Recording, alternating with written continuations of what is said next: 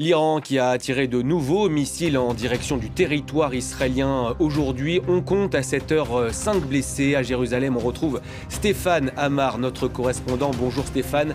Le dôme de fer est encore mis à l'épreuve ce mardi. Oui, absolument. D'ailleurs, le dernier bilan des services de secours fait état de 7 blessés, dont une femme dans un état modéré. Il s'agirait donc plutôt, a priori, d'un débris, justement, de missiles interceptés par le dôme de fer. Car par rapport à ce qui s'est passé, vous en souvenez, lundi à Beth Shemesh, non loin d'ici, où il y avait eu 9 morts et des dégâts considérables dans le quartier. Si cela avait été une frappe directe, eh bien sans doute que le bilan aurait été beaucoup plus lourd. Cela dit, vous avez raison, le dôme de fer fonctionne à plein ici en Israël. Selon les experts, il aura un taux d'efficacité autour des 93%, ce qui limite évidemment considérablement les dégâts et les victimes ici en Israël. Mais également, il faut préciser que les tirs sont de moindre intensité. Selon les services de sécurité israéliens, ils auraient chuté de 30% par rapport au premier jour du conflit. Ce qu'on dit ici, parmi les services de sécurité, c'est que l'Iran, non seulement épuiserait ses stocks de missiles, mais surtout disposerait de beaucoup moins de lanceurs suite aux très nombreux raids lancés par les aviations israéliennes et américaines ces derniers jours. Stéphane, dans quel état d'esprit est aujourd'hui la population israélienne après donc 4 jours de conflit ouvert ?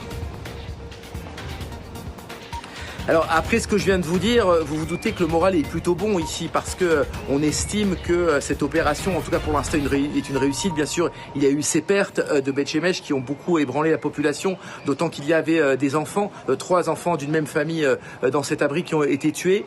Mais les Israéliens d'abord sont assez agréablement surpris par la faiblesse de l'attaque entre guillemets iranienne par rapport à ce qui s'est passé au mois de juin où les dégâts étaient beaucoup plus fréquents et beaucoup plus considérables. On sentait bien que la force de frappe iranienne n'était bien supérieure à ce qu'elle est maintenant. Donc c'est un point qui est de nature à renforcer le moral de la population. Et ensuite, eh bien, le fond de l'opération. Les Israéliens, depuis de très longues années, attendaient réellement que cette attaque ait lieu. On sait que Benjamin Netanyahou a tout fait pour convaincre les différents présidents américains de participer à une opération contre l'Iran. Et cette fois-ci, il est arrivé.